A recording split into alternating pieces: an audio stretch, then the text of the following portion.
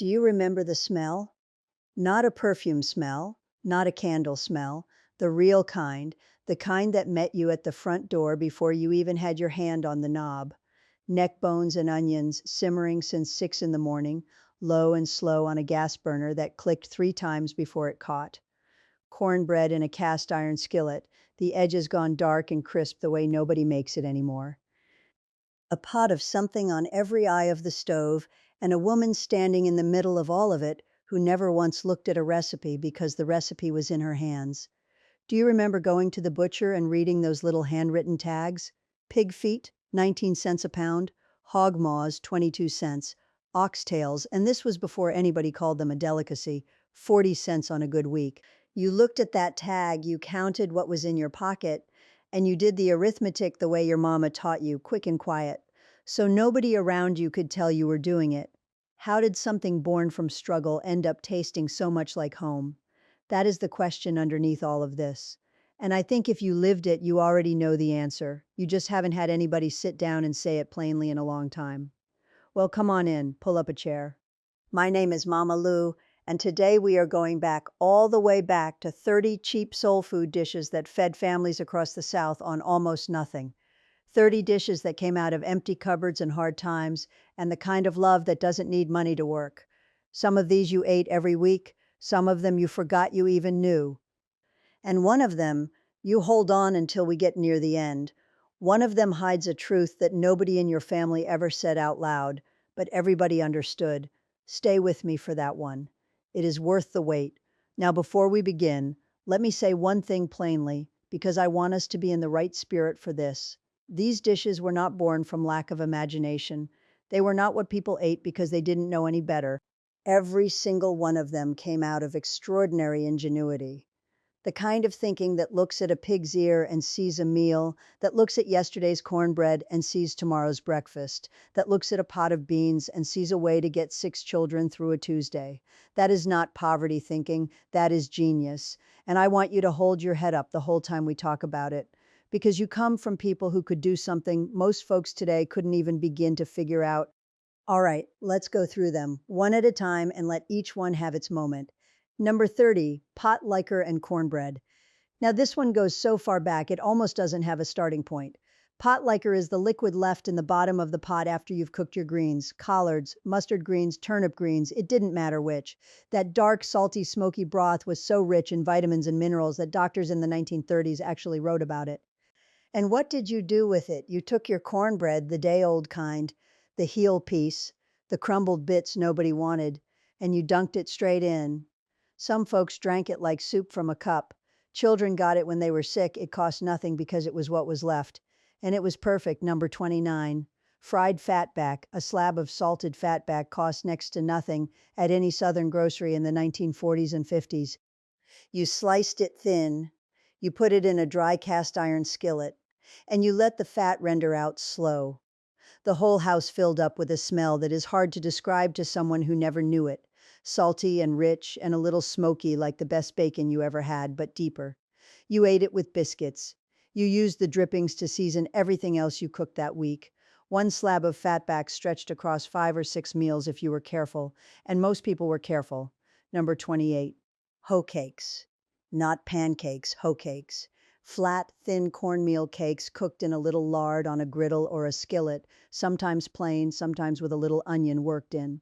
The name comes from field workers who, legend says, cooked them on the flat blade of a field hoe over an open fire during the workday.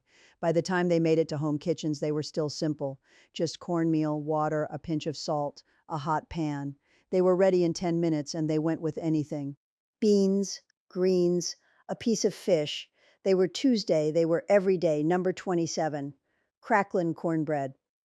This is regular cornbread with cracklings, the crispy bits left after you render lard from pork fat, worked right into the batter. It sounds fancy when you say it now, but it wasn't fancy at all. It was a way to use every single part of what you had. The cracklings added a salty, chewy, porky richness to every bite. Grandmothers made this without thinking twice. Number 26. Dried beans, not canned, dried.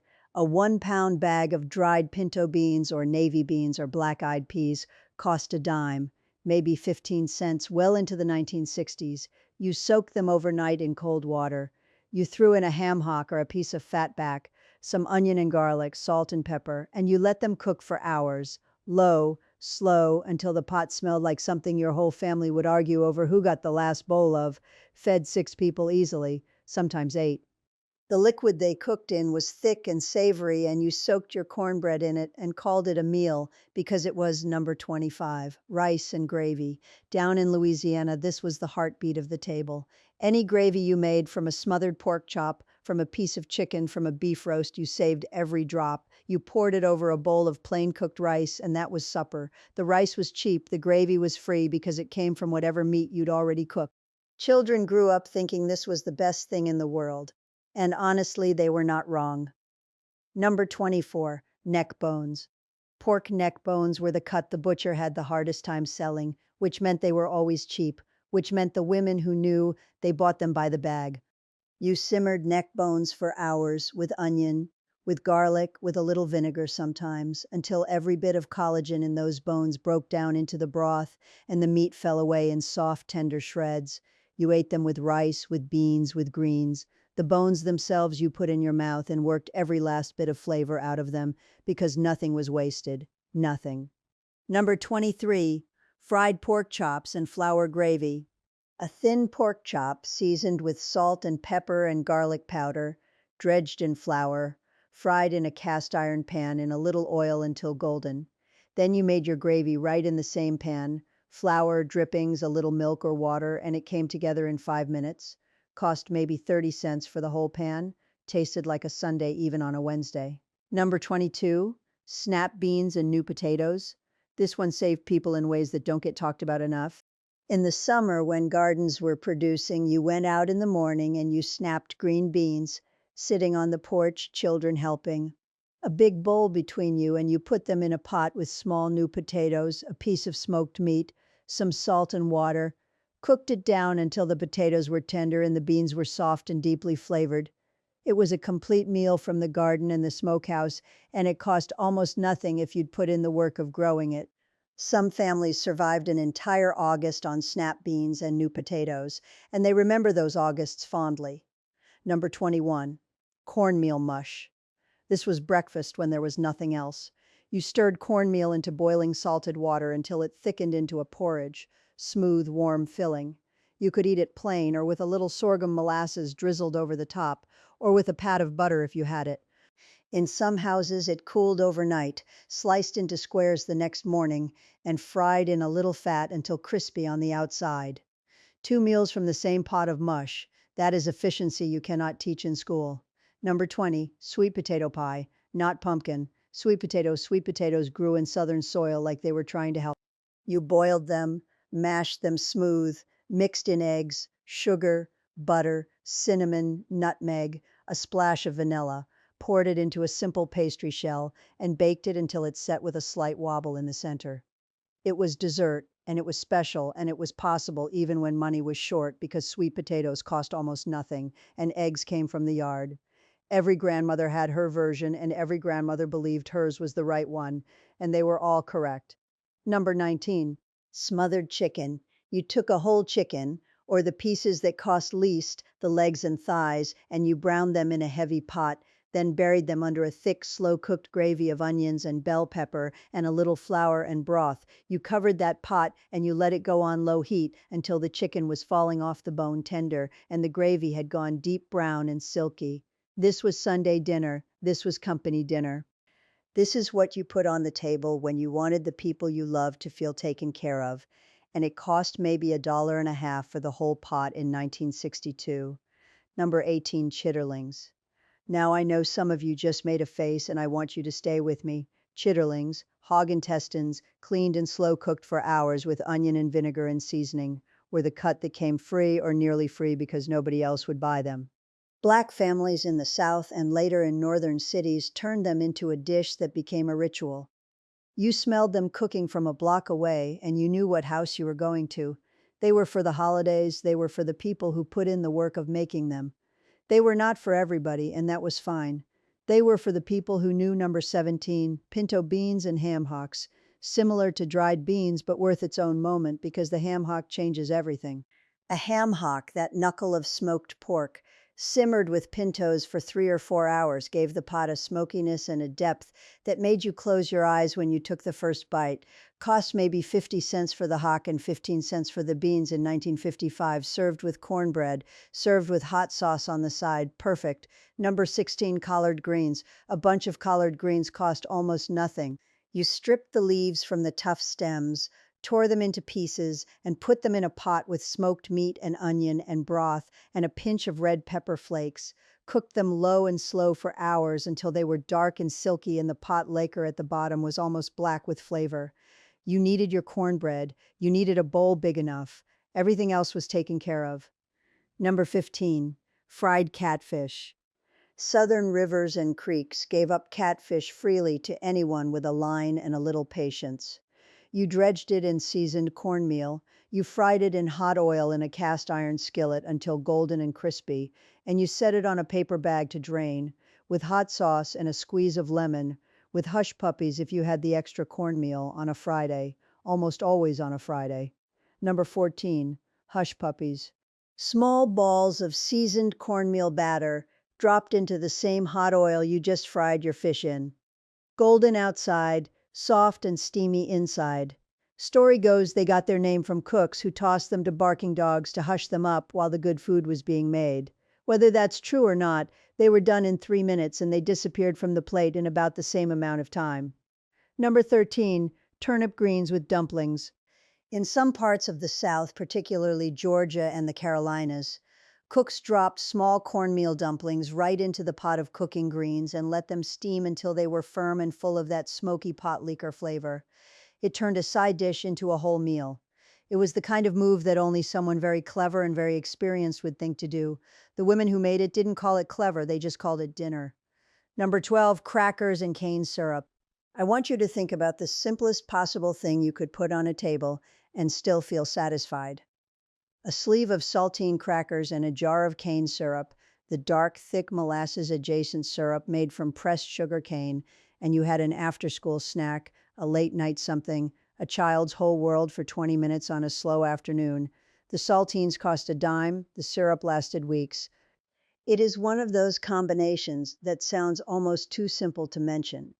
And yet the memory of it, the specific memory of that sticky sweetness and the crunch and the salt, is still sitting somewhere in the back of your mind right now. Number 11, oxtail stew. Oxtails are another cut that spent decades being ignored by everyone who could afford to ignore them. Bony, gelatinous, requiring long, slow cooking, they were cheap precisely because they asked something of you. You browned them in a heavy pot, added onion and garlic and tomato and thyme and enough broth to cover, and then you left them alone for 3 hours. What came out was a stew with a gravy so rich and thick it coated a spoon, and meat so tender it fell from every curve of the bone. Over rice it was extraordinary, over mashed potatoes it was a miracle, and if you made it today and served it in a restaurant in New York City, they would charge $42 a bowl. Number 10, pig feet. Pickled or cooked low and slow in a pot of vinegared brine with garlic and bay leaves and red pepper. Sticky, gelatinous, intensely flavored. You ate them with your hands, working every piece of tender meat and skin off each small bone. They sat in big glass jars on the counter of nearly every southern gas station and corner store well into the 1980s. A big one in the jar cost a quarter. You ate it on the drive home or walking down the road, and you did not feel like you were doing without anything. Number 9, salt pork and beans. Different from ham hocks because salt pork, a thick slab of cured salted pork fat with some meat running through, was even cheaper and even more common. You cut a piece off and cooked it with your beans or your greens, and it seasoned the whole pot. A single pound of salt pork might flavor 4 or 5 different pots of food across a week. It was the backbone of the Southern kitchen, invisible but essential, the thing underneath everything else that made it taste right. Number 8, cornbread and milk. This is one I want you to sit with for a moment.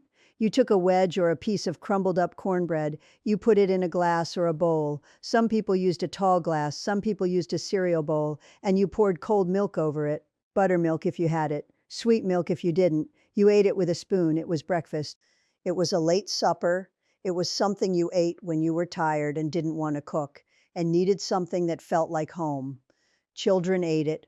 Old men ate it alone in the kitchen late at night.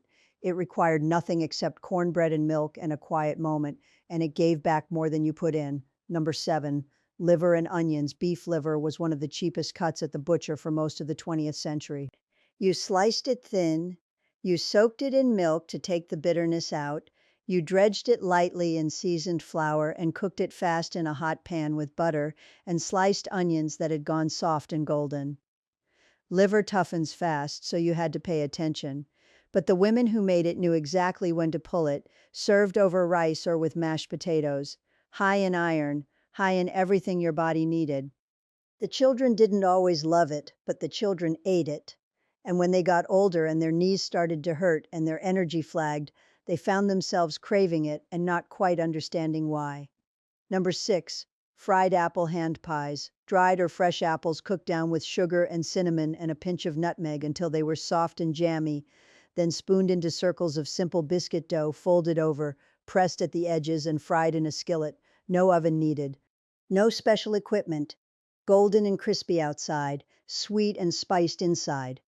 They came out of mountain kitchens in Tennessee and Kentucky and North Carolina, where ovens were not always reliable and lard was always available. You could hold one in your hand, you could pack one in a lunch pail. They were a luxury that cost almost nothing to make, and they tasted the way a gift feels. Number 5, black-eyed peas and rice. In Charleston and the Sea Islands and across coastal South Carolina and Georgia, this dish is called Hoppin' John. On New Year's Day, you ate it for luck, the peas for pennies, the rice for prosperity. But you didn't only eat it on New Year's Day, you ate it all year. Anytime you needed to stretch the food a little further. Dried black-eyed peas, white rice, smoked meat, onion seasonings. Simple, ancient. And if you ate it on January the 1st in the house you grew up in, you know exactly what I'm talking about, and you can smell it right now. Number 4, stewed tomatoes and biscuits. Summer tomatoes cooked down in a pot with a little butter and sugar and salt until they were soft and saucy and deeply sweet, poured over freshly baked biscuits that soaked up every drop. This was a summer dinner in the deep South when tomatoes were coming in faster than you could eat them fresh. Sweet and savory and simple in a way that sounds too simple until you have actually tasted it. Some cooks added a little white rice instead of biscuits. Some added leftover cornbread. The tomatoes were always the point. The tomatoes were always the reason. Number 3, molasses biscuits. Plain biscuit dough baked until tall and golden, split open while still warm, with dark, unsulfured molasses drizzled into the split and running out the sides and onto your fingers. A tin of biscuits and a jar of molasses, and you had breakfast for 10 people for almost nothing. The molasses was iron-rich and intensely flavored and deeply Southern, and children who grew up eating it never fully transferred their affection to anything else. Number 2, mustard greens with pepper vinegar. Mustard greens are sharper and more peppery than collards, with a bite to them that some people love and some people have to grow into. Cooked the same way, long and slow with smoked meat, and finished with a splash of homemade pepper vinegar, which is nothing more than small hot peppers stuffed into a bottle of white vinegar and left to infuse for weeks on the kitchen counter. That vinegar, bright and sharp and fiery, cut through the richness of the greens like a bell ringing. A bottle of pepper vinegar sat on the table in most Southern homes, the same way salt and pepper did. It was always there. You reached for it without thinking, and now number 1, the dish I promised you at the beginning, the one with the truth nobody ever said out loud. Number 1, bread pudding. Now hear me. Bread pudding is the dish that was never supposed to be anything. It was born from the end of the loaf, the heel, the stale slices, the bread that had gone hard and dry, and that a different kind of household might have thrown away. You soaked that bread in a custard of eggs and milk and sugar and vanilla and a little cinnamon, let it drink up every drop, put it in a buttered pan and baked it until it puffed and turned golden and the kitchen filled with a warm sweetness that made people come in from other rooms. And here's the truth. The women who made bread pudding were not making do. They were not settling. They were not using up leftovers out of obligation. They were making something better than what the bread had started out as. They were practicing a kind of alchemy that took the cast off, the overlooked, the piece of something that had already done its job and been set aside, and they turned it into the thing people asked for by name. Children requested it. Grown men got quiet when they ate it, and the woman in the kitchen who had saved that bread all week, every heel and every end slice, she knew exactly what she was doing. The truth nobody said out loud is this: she was the most resourceful, most creative, most loving cook in any room she ever stood in. And she rarely got credit for it because what she was doing was just called survival. It was never called genius, but it always was. And when you think about all 30 of these dishes, from the pot liquor and the hoe cakes to the oxtail stew and the fried hand pies, you see the same thing underneath every single one of them. A woman or a man or a grandmother or a great aunt who looked at what was available and thought not about what was missing, but about what was possible, who took a pig's ear and made it dignified, who took a pot of beans and made it abundance, who took the heel of a loaf of bread that had been sitting on the counter since last Tuesday and made it into dessert. That is not poverty. That is a kind of wisdom that no cooking class teaches and no cookbook captures fully, because it lives in the hands and the memory and the nose, in knowing by the smell when the neck bones are ready, by the sound of the sizzle when the fish goes into the oil, by the weight of the dough when the biscuits will be right. We traded that wisdom a little at a time. We traded it for convenience, for speed, for things that came in packages and took 10 minutes in the microwave. And I'm not here to say that was all bad. Lord knows some nights you need 10 minutes in the microwave. But I want to name plainly what we traded away. We traded away the knowledge that a cheap cut of meat, given time and attention, becomes tender gold. We traded away the patience of a long simmer, the satisfaction of a pot that has been going since 6 in the morning. We traded away the skill of knowing how to feed 6 people on $4, which sounds quaint until the month comes when you really need to know how to feed 6 people on $4. But here's what we did not trade away. The memory is still yours. The smell of those neck bones is still in your body somewhere, in the back of the throat, in the part of the brain that holds the things that mattered. And the woman who made them, whoever she was to you, mother, grandmother, great-grandmother, neighbor, church lady, who always brought something to the potluck, she is still reachable through the cooking. You pick up where she left off, and there she is. These 30 dishes are not relics. They are not museum pieces. They are a living inheritance, and they are yours to keep and to pass on and to sit down with on a slow Sunday afternoon and remember out loud, the way we have been doing here today. So here's what I want you to do this week. Pick one, anyone. Start with bread pudding if you want to feel something unexpected. Start with cornbread and milk if you want to feel like a child again. Start with dried beans and a ham hock if you want to fill the whole house with a smell that takes you back 40 years in about 2 hours. Just start with one and let the rest of it come back. And then I want to hear from you down in the comments. Tell me about her. Tell me about the woman in your family who made these dishes, who knew how to feed everybody on almost nothing, who stood at that stove like it was her calling because it was. Tell me her name if you want to. Tell me what she made. Tell me the dish that meant safety and home and all is well when you walked through the door and smelled it. I want to hear about her. I want the whole community here to hear about her because she deserves to be talked about, and this is a good place to do it.